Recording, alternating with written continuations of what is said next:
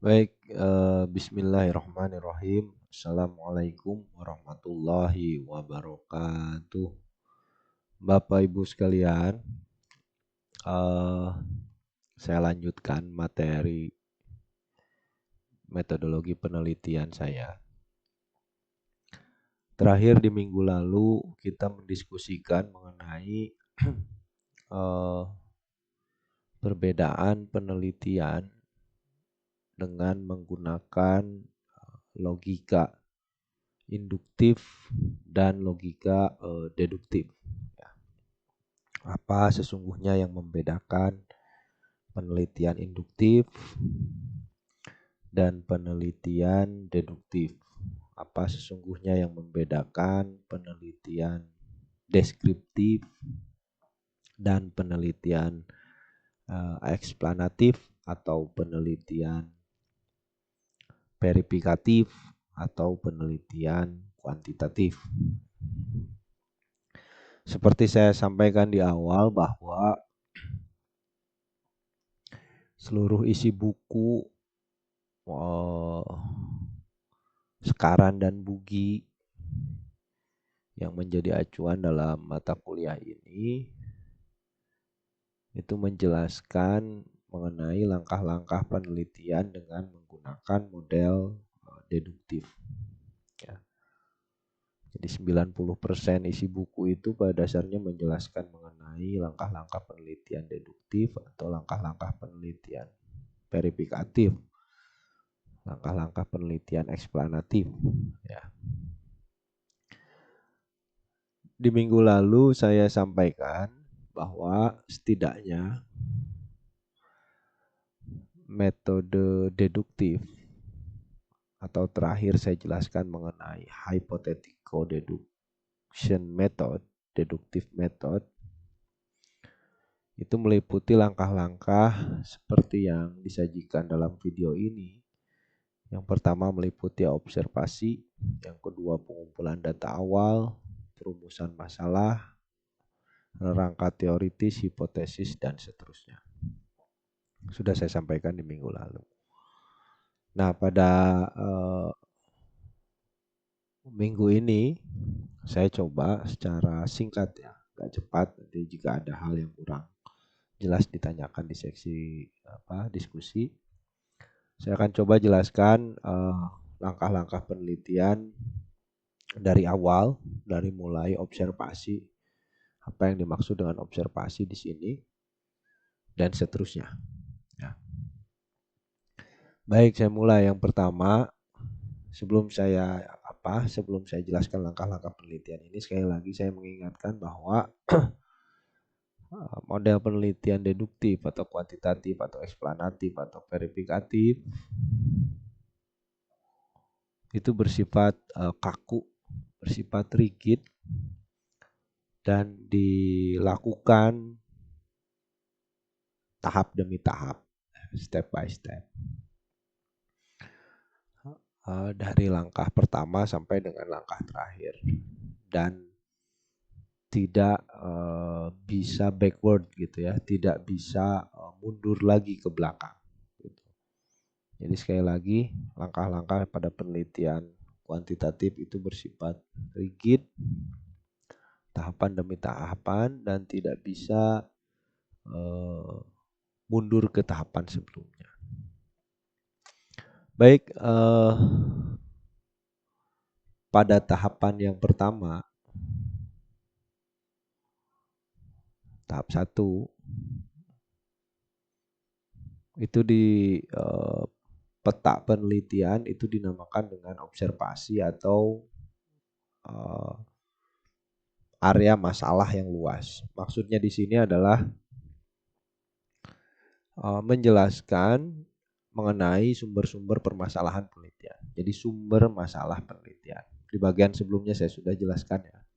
Sudah saya singgung ada setidaknya 4 sumber masalah penelitian. Jadi isu penelitian atau masalah penelitian itu mungkin berasal dari atau bisa berasal dari yang pertama adalah practical issues ya, atau masalah-masalah praktis. Apa itu problem atau masalah yang terjadi dalam organisasi, masalah yang terjadi di suatu masyarakat, masalah yang terjadi pada suatu fenomena. Jadi suatu penelitian sekali lagi adalah proses mencari solusi terhadap suatu masalah. Sumber masalah pertama dalam suatu penelitian itu bisa berasal dari masalah praktis baik di organisasi, masyarakat, ya, atau masalah di suatu negara. Jadi masalah yang menginisiasi adanya suatu riset yang pertama adalah masalah praktis.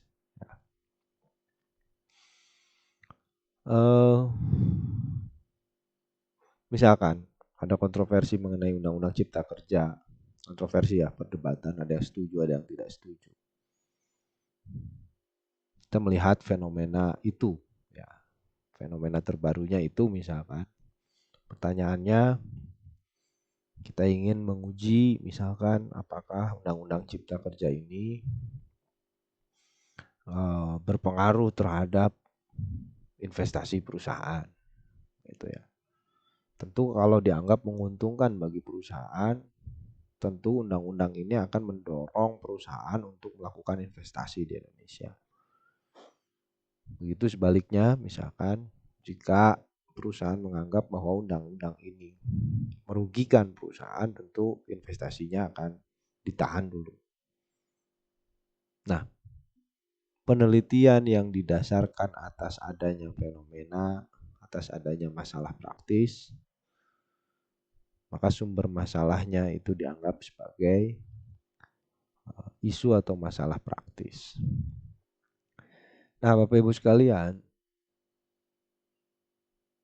ketika kita mengidentifikasi masalah,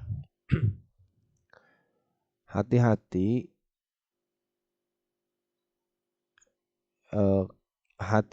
dalam mendiagnosa masalah itu sendiri. Ya. Seringkali kita peneliti itu terjebak dan bingung untuk menentukan apakah sesuatu itu masalah atau simptom. Ya, simptom itu gejala. Apakah itu masalah atau gejala dari suatu masalah? Apakah itu penyakit atau gejala dari suatu penyakit? Jadi yang ingin saya sampaikan bahwa seringkali dalam melakukan penelitian, problem finding itu jauh lebih sulit daripada problem solving. Dan problem finding ini penting karena kemudian akan menentukan bagaimana solusi kita terhadap masalah tersebut. Jika di awal kita salah mendiagnosa permasalahan, tentu solusinya juga akan salah. Seorang dokter, seorang peneliti, seorang mekanik misalkan, ketika ada pasien sakit, maka yang utamanya adalah dia harus mendiagnosa secara tepat apa sesungguhnya penyakit yang dialami oleh pasien. Seorang mekanik yang baik adalah yang mampu mendiagnosa kenapa suatu kendaraan itu tidak bisa berjalan dengan baik. Seorang peneliti yang baik adalah seorang peneliti yang mampu mendiagnosa apa sesungguhnya yang menjadi masalah.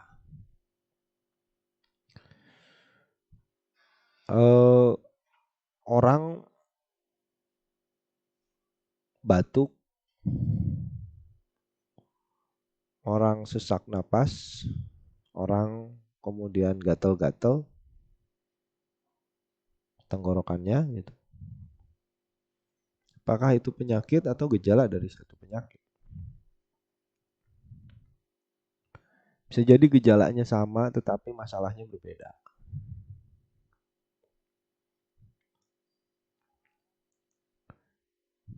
Orang batuk bisa jadi karena kena TB, bisa jadi karena COVID, atau hal lain. Oleh sebab itu, ketika kita mendiagnosa suatu masalah, terutama dalam masalah-masalah praktis, maka hal yang penting bagi peneliti adalah mampu membedakan apakah itu masalah atau gejala dari suatu masalah. Tentu diagnosa sampai pada kesimpulan bahwa masalahnya A misalkan, itu tentu harus dilakukan lebih dalam ya. Kita tidak hanya cukup melihat gejalanya saja, tetapi harus melakukan diagnosa yang lebih dalam sehingga kita menyimpulkan bahwa sesungguhnya menjadi permasalahan adalah hal tersebut.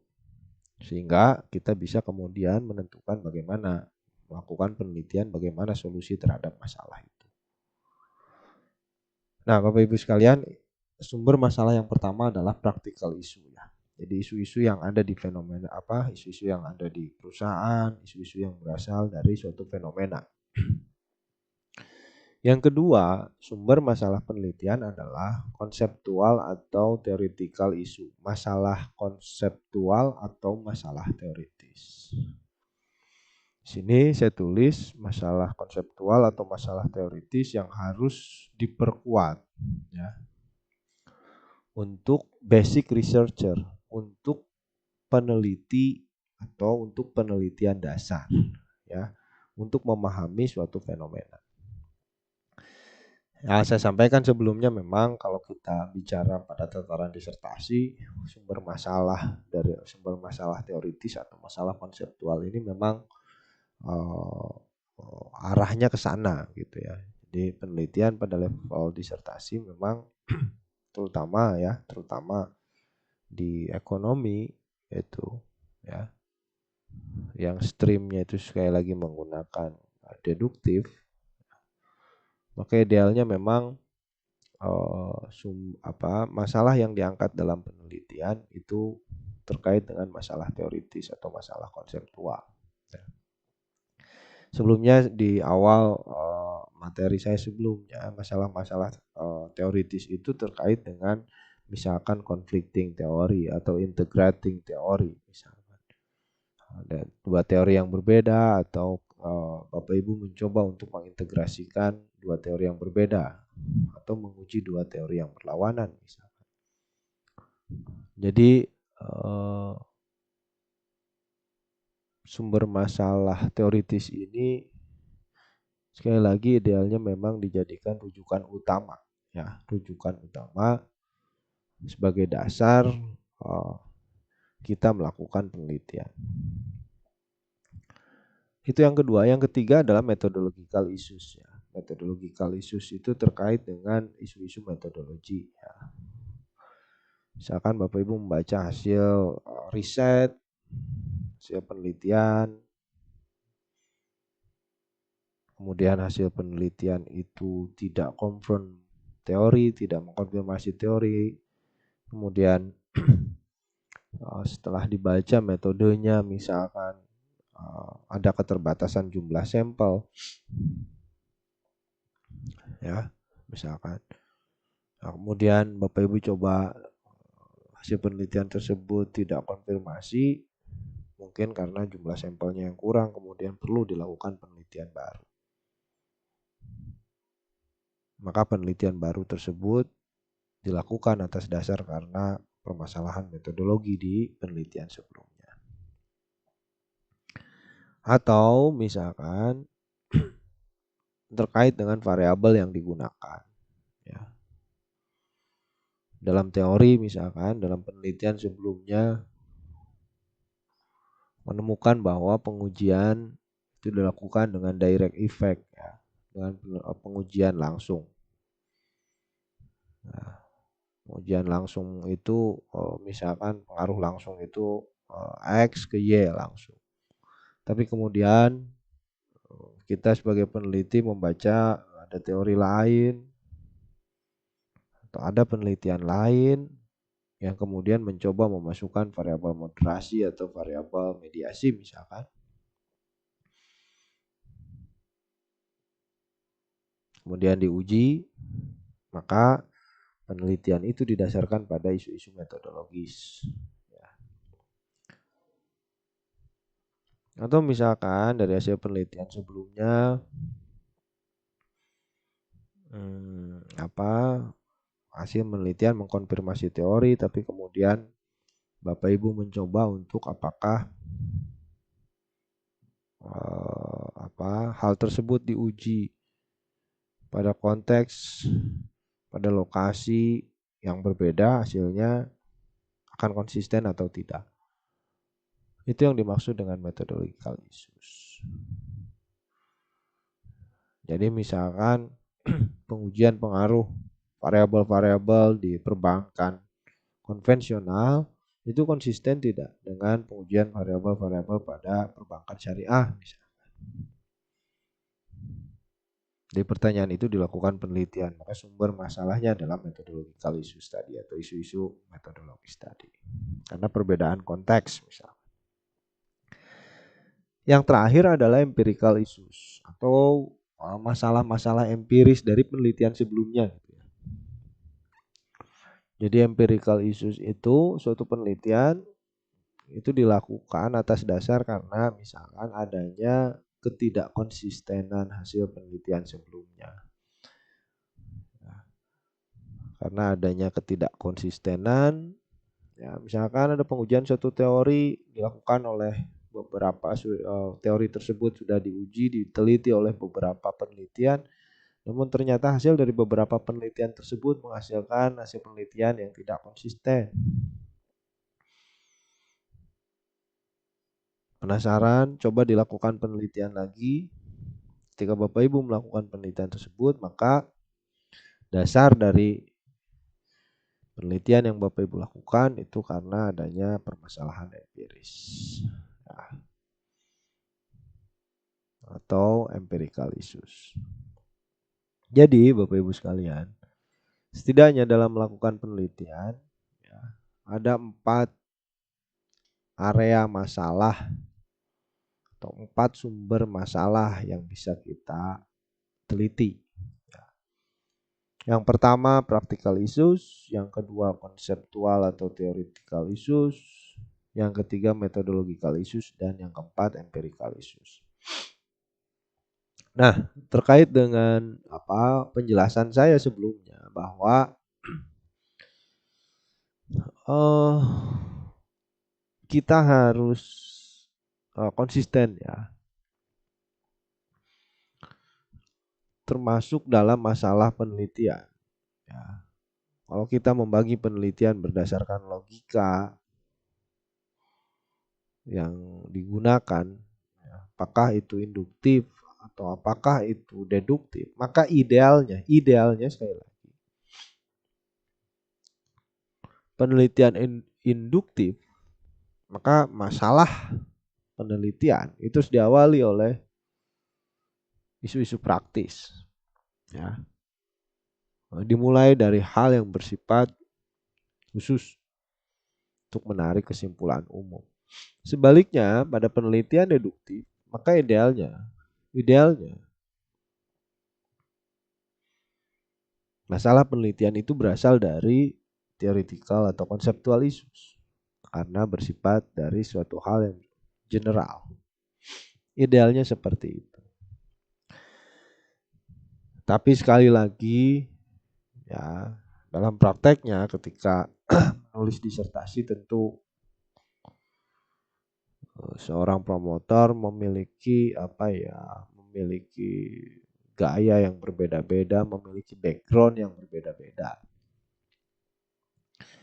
Seorang promotor yang backgroundnya dengan riset induktif, kualitatif, tentu ya, selalu menanyakan apa sesungguhnya yang menjadi permasalahan praktisnya.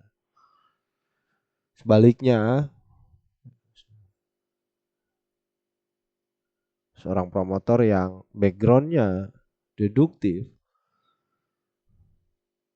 tentu akan menanyakan apa sesungguhnya masalah teoritis yang terjadi, apa sesungguhnya masalah empirik hasil penelitian yang terjadi, apa sesungguhnya misalkan metodological issue yang terjadi. Nah, oleh sebab itu saya menyarankan ya, jadi kalau sebelumnya saya bicara terkait dengan hal yang ideal, maka di atas idealisme itu Bapak Ibu, saya belajar ada yang dinamakan dengan wisdom, ada yang dinamakan dengan kebijaksanaan, kebijakan. Jadi saya mencoba di atas saya mencoba beyond the idealism gitu. Saya berusaha menjadi orang yang bijak. Jadi di atas idealisme yang saya sampaikan hari ini dan beberapa materi sebelumnya, ya, kita harus go beyond the idealism itu. Sehingga saran saya, ketika Bapak Ibu melakukan penelitian, walaupun itu katakanlah penelitian deduktif, tidak masalah ya, supaya Bapak Ibu aman, selamat. Gitu. Memasukkan isu-isu praktis tidak apa-apa. Tapi saya harapkan utamanya tentu kalau kita penelitiannya deduktif, utamanya adalah menjelaskan, memaparkan isu teoritisnya utamanya. Sehingga saya harapkan supaya suatu penelitian itu kuat dasar masalahnya, maka keempat sumber masalah itu diusahakan ada ya. Dan itu ditulis dengan baik pada bagian background atau latar belakang. Karena yang utamanya, terutama ketika ujian usulan penelitian, pertanyaan besarnya dalam usulan penelitian itu adalah apa sesungguhnya menjadi masalah. Jadi masalah penelitiannya apa? Itu sebenarnya ya. Jadi penguatan pada apa yang menjadi masalah penelitian. Apakah itu betul masalah atau tidak? Karena kalau itu bukan permasalahan tentu ngapain kita melakukan penelitian. Oleh sebab itu Bapak Ibu harus punya argumentasi yang kuat bahwa betul ada masalah. Sehingga masalah ini kemudian layak untuk diteliti. Masalah penelitian ya maksudnya. Dan uraian mengenai masalah penelitian itu harus diuraikan dengan baik. Dan sekali lagi saya sarankan bahwa masalah penelitian itu supaya kuat, maka usahakan ada masalah praktisnya, ada masalah teoritisnya, ada masalah metodologisnya, dan ada masalah empirisnya. Walaupun sekali lagi, kalau kita bicara idealisme tentu masing-masing penelitian baik induktif maupun deduktif idealnya punya background masalah yang berbeda ya, tidak perlu saya jelaskan lagi. Nah, sebagai gambaran Bapak Ibu sekalian, saya kuliah lama di Gajah Mada. Ternyata ketika menyusun disertasi, saya menghabiskan waktu yang lebih banyak ketika saya mengeksplorasi permasalahan. Ya. Karena dalam disertasi saya pure masalah yang saya tulis, yang saya narasikan, itu berasal dari masalah teoritis dan masalah empiris. Ya, 3 ya kalau di background disertasi saya, masalah teoritis, masalah empiris, dan masalah metodologi. Dan proses untuk menggali permasalahan itu saya menghabiskan waktu 2 tahun lebih. Hanya untuk mencari apa sesungguhnya yang menjadi permasalahan. Jadi saya mengeksplorasi sekitar 250 artikel ya, terkait dengan tema, terkait dengan variabel yang saya teliti. Saya kumpulkan 250 artikel.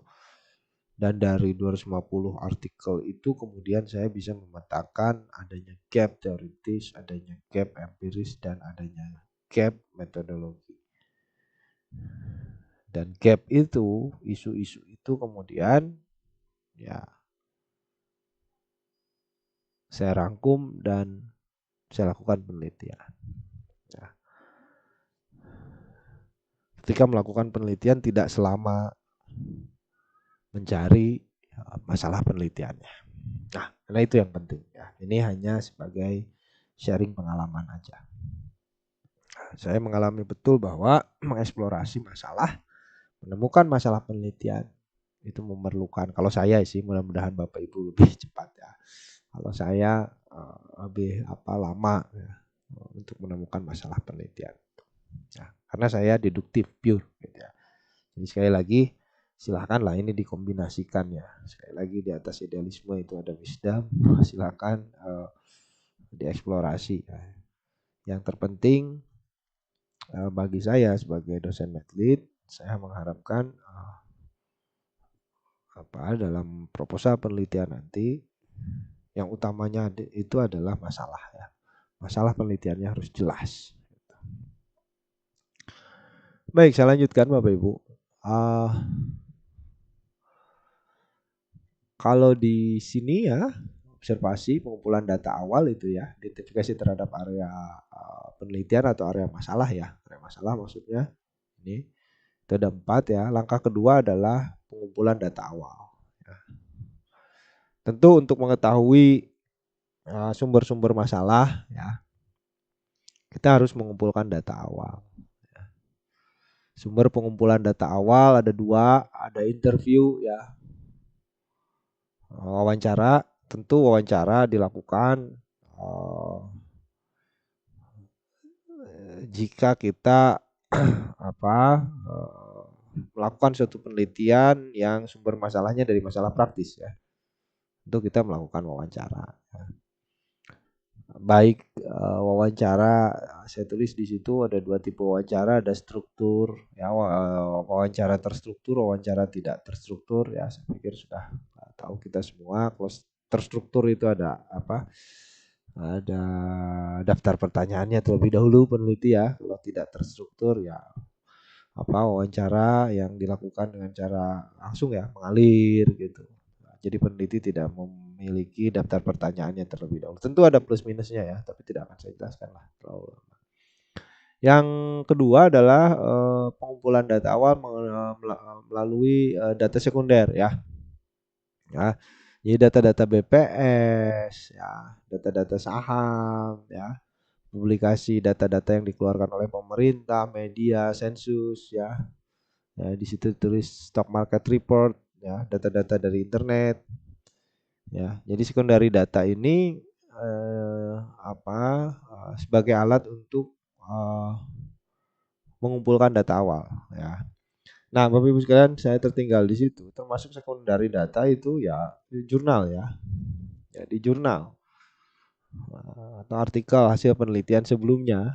Nah, itu dijadikan pengumpulan data awal ya.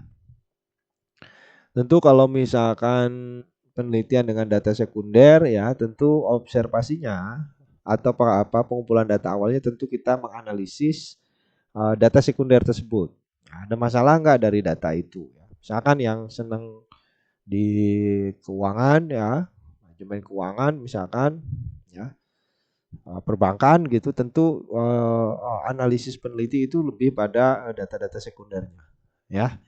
Nah, kemudian dari data sekunder itu digali, sehingga kita menemukan apa sesungguhnya yang menjadi masalah praktis di sana, gitu ya. Data sekunder sekali lagi termasuk dari jurnal, dari buku, ya. Kita membaca sebuah literatur, ya. Tentu kita misalkan ada permasalahan dari penelitian terdahulu, nah itu kemudian kita bisa dari permasalahan itu kita melakukan penelitian ya, tentu masalahnya bersumber dari isu teoritis atau isu konseptual ya.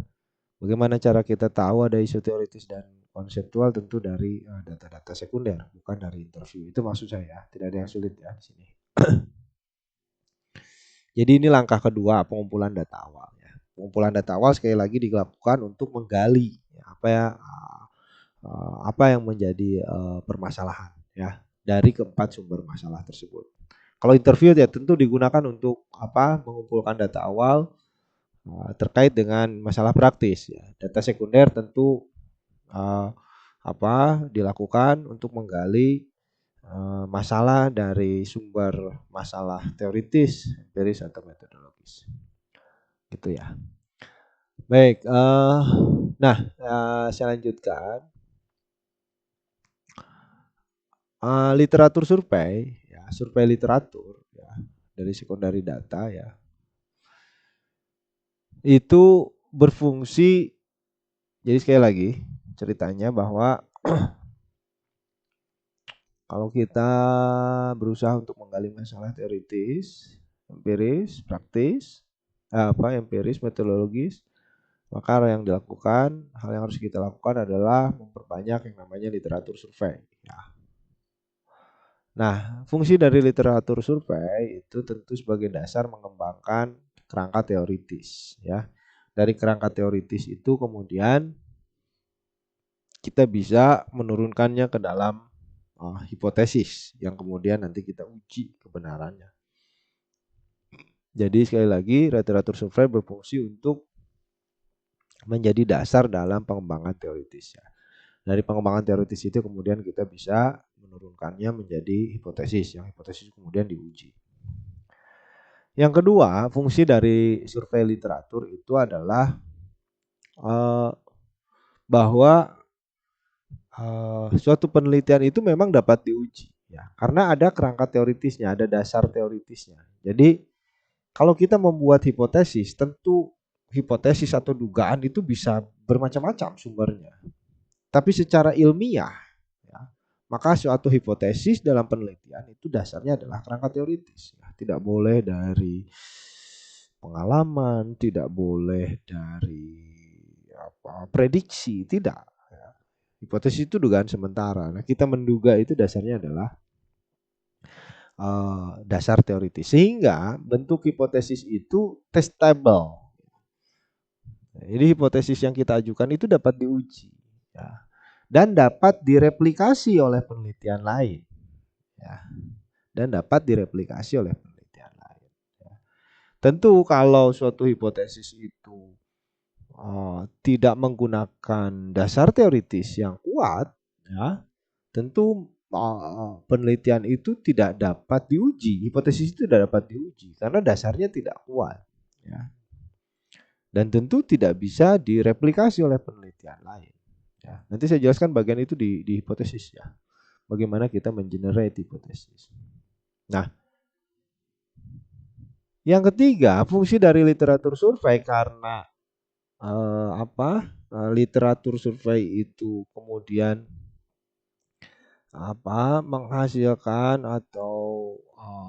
menghasilkan dari survei literatur itu kita sebagai peneliti menemukan kerangka teoritis utamanya, maka dan kerangka teoritis itu sekali lagi ya diturunkan ke dalam hipotesis itu diuji, maka manfaat dari literatur survei itu suatu kerangka teoritis yang kuat dalam satu penelitian, dan kemudian penelitian kita itu dianggap saintifik, ya, relevan dan signifikan, dianggap ilmiah, relevan dan signifikan. Kenapa? Karena literatur survei yang kita lakukan itu menghasilkan dasar teoritis yang kuat bagi penelitian yang kita lakukan. Itu maksudnya. Nah, ini hanya sekilas saja terkait dengan fungsi dari literatur survei. Ya.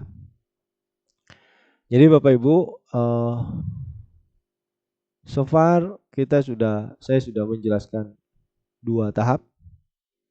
Tadi observasi itu terkait dengan sumber masalah penelitian. Yang kedua itu pengumpulan data awal ya, interview dan tinjauan literatur ya. Interview dan tinjauan literatur ya. Interview, secondary data dan tinjauan literatur ya. Secondary data itu masuk dalam tinjauan literatur. Baik. Saya lanjutkan pada tahapan yang ketiga dalam penelitian deduktif. Tahapan yang ketiga adalah perumusan masalah. Dalam penelitian deduktif yang pada dasarnya itu menguji suatu teori, yang pada dasarnya itu menjelaskan suatu fenomena, yang pada dasarnya itu menanyakan ada tidaknya kausalitas, maka masalah penelitian pada penelitian deduktif itu dinyatakan dalam bentuk pertanyaan, ya, dalam bentuk pertanyaan. Sama sebenarnya dalam penelitian induktif juga pertanyaannya ya, bentuk masalah masalah penelitian dinyatakan dalam bentuk pertanyaan, ya. Hanya pertanyaannya beda. Kalau dalam penelitian induktif ya, pertanyaan deskriptif. Kalau dalam penelitian deduktif apa yang ditanyakan? Masalah dinyatakan dalam hubungan antar variabel.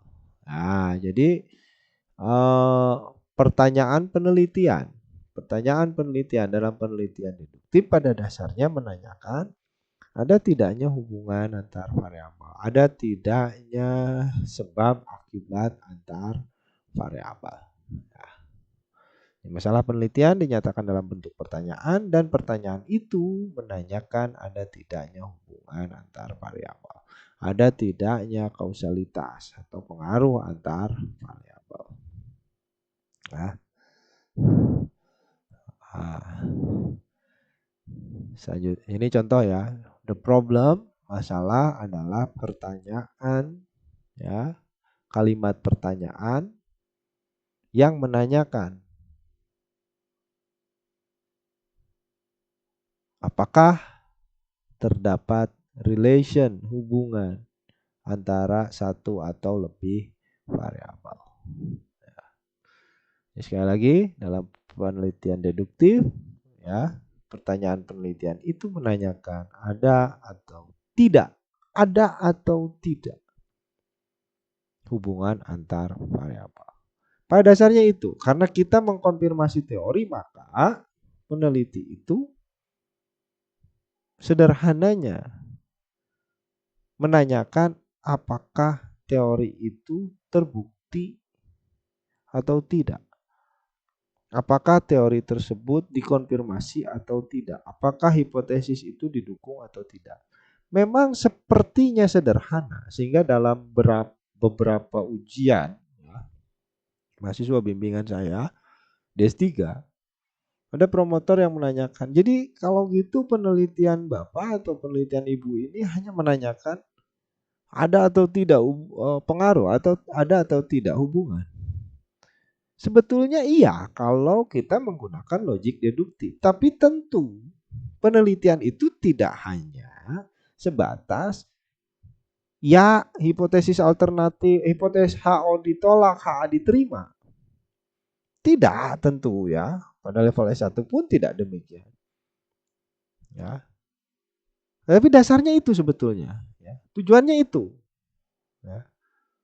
Hipotesis itu diterima atau ditolak, itu utamanya. Tapi setelah itu kan kemudian kita bukan not only what but also why. Tidak hanya apakah iya teori ini dikonfirmasi atau tidak, apakah iya hipotesis ini didukung atau tidak. Tetapi peneliti harus mampu kemudian membahas mengapa relationship itu eksis, kenapa hubungan itu muncul, kenapa pengaruh itu ada, kenapa pengaruh itu terjadi, kenapa itu tidak berpengaruh, kenapa itu tidak berhubungan. Sebetulnya pembahasannya sampai ke sana. Ya, dan itu harus bisa dijabarkan, diargumentasikan ya, di bagian pembahasan. Pada bagian diskusi ya, kalau kita baca di jurnal itu. Discussion itu membahas kenapa hubungan itu ada, kenapa hubungan itu tidak terbukti, kenapa pengaruh itu ada, kenapa pengaruh itu tidak ada. Tapi sekali lagi sebenarnya kalau kita berpikir dengan menggunakan logik deduktif, maka sebenarnya penelitian kuantitatif itu mengkonfirmasi apakah iya atau tidak. Tapi tentu ya sekali lagi lebih dari itu sebenarnya ya. Not only why but also not only what but also why. Tidak hanya apakah tetapi mengapa itu terjadi. Dan itu dibahasnya memang di discussion, tapi dalam pertanyaan penelitiannya itu hanya menanyakan apakah X berpengaruh terhadap Y, apakah X berhubungan dengan Y. Memang seperti itu kalau dari rumusan masalahnya. Sehingga Bapak Ibu kalau ada pertanyaan yang seperti itu ya, secara filosofis ya, dengan menggunakan filsafat penelitian, deduktif itu hanya menanyakan ada atau tidak. Tapi tentu pembahasannya lebih dari itu.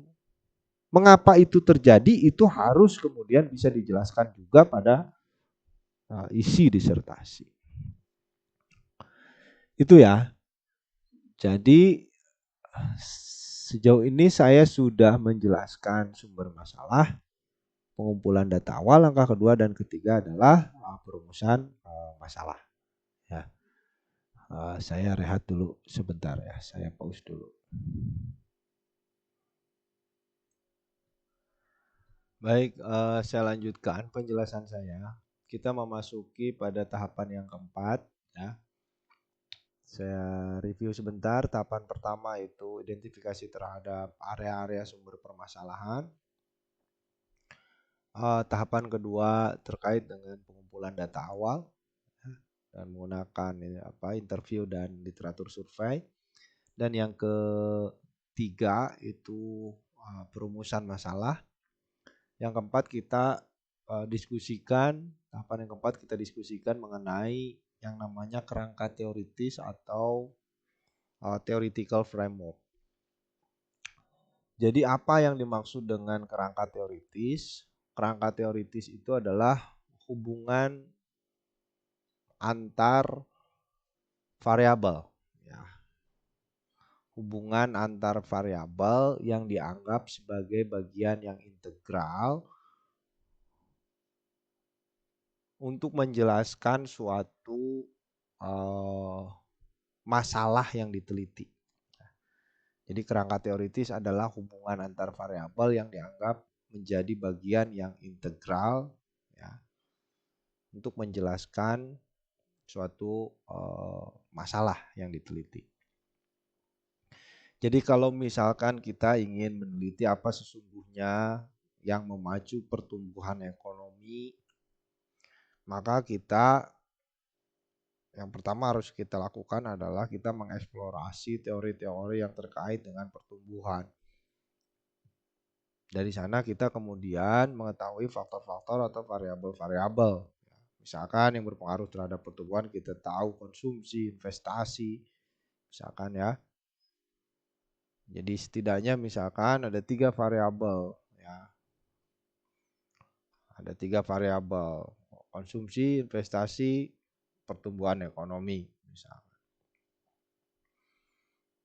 Nah, 3 variabel ini dianggap menjadi bagian yang integral, bagian yang satu kesatuan yang menjelaskan suatu fenomena. Fenomena apa itu? Pertumbuhan ekonomi.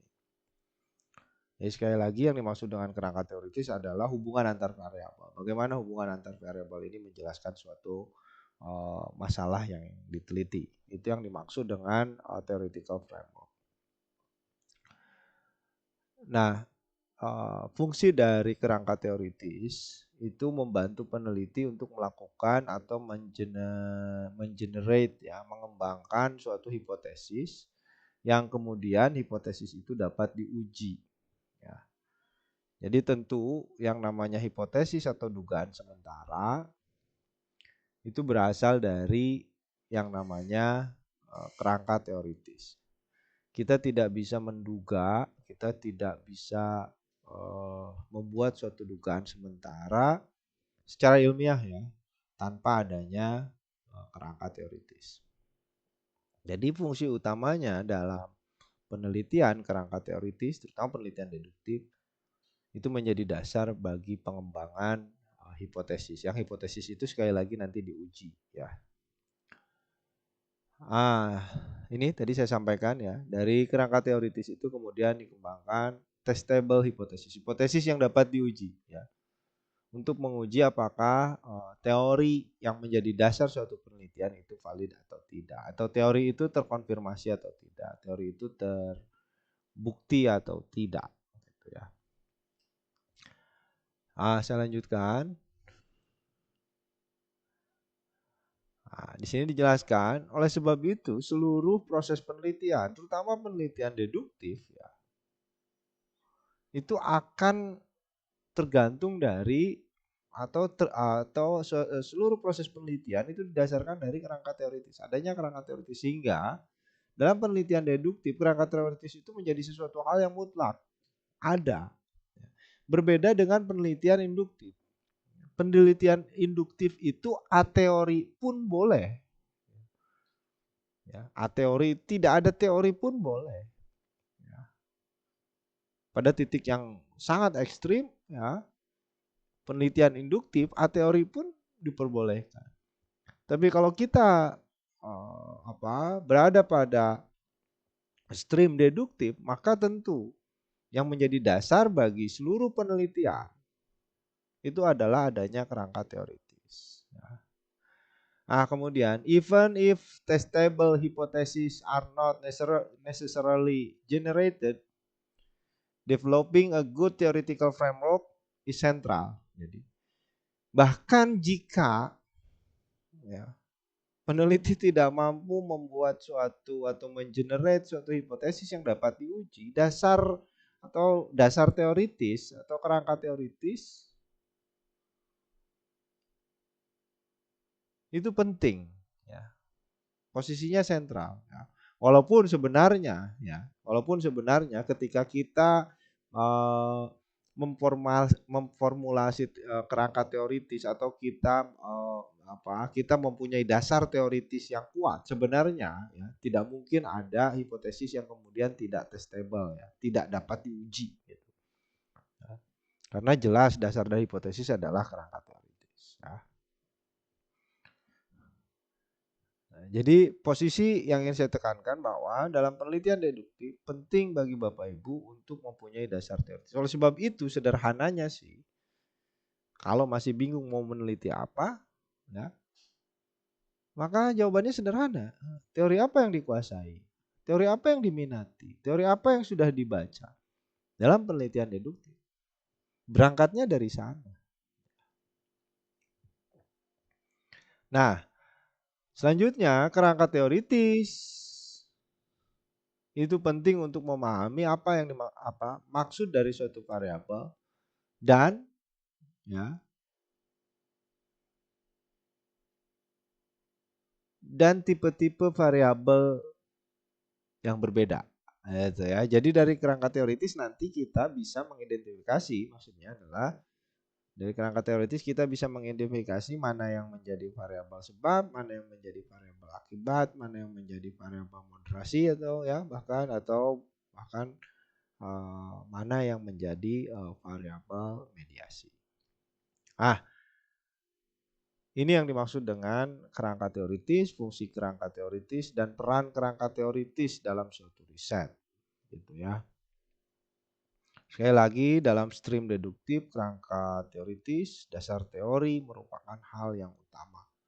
Ya, merupakan hal yang utama bagi dilakukannya suatu penelitian. Nah, alurnya adalah dari kerangka teoritis itu kita bisa memahami, mencoba menjelaskan suatu fenomena, menjelaskan suatu masalah, ya, dan menggunakan dasar teoritis itu, dan masalah itu kemudian dijelaskan melalui hubungan antar variabel. Ya. Nanti di minggu depan saya akan lebih mendalam membahas apa yang dimaksud dengan variabel, ya, dan tipe-tipe variabel. Ya, sederhananya sebagai introduction, variabel itu kita bisa bagi dua, ada variabel subjektif, ada variabel objektif. Yang kemudian dua tipe variabel ini baik objektif maupun subjektif itu mempunyai cara pengukuran yang berbeda. Ya, karena variabel itu harus dapat diukur. Jika tidak ada nilainya, jika tidak dapat diukur, maka kita tidak bisa menguji hubungan antar variabelnya. Nah, kemudian saya akan jelaskan tipe-tipe variabel. Ya, mungkin Bapak Ibu sudah mendengar ada yang dinamakan dengan variabel bebas, ada yang dinamakan dengan variabel terikat, ada yang dinamakan dengan variabel moderasi, moderating variabel, ada yang dinamakan dengan variabel mediasi atau mediating variabel.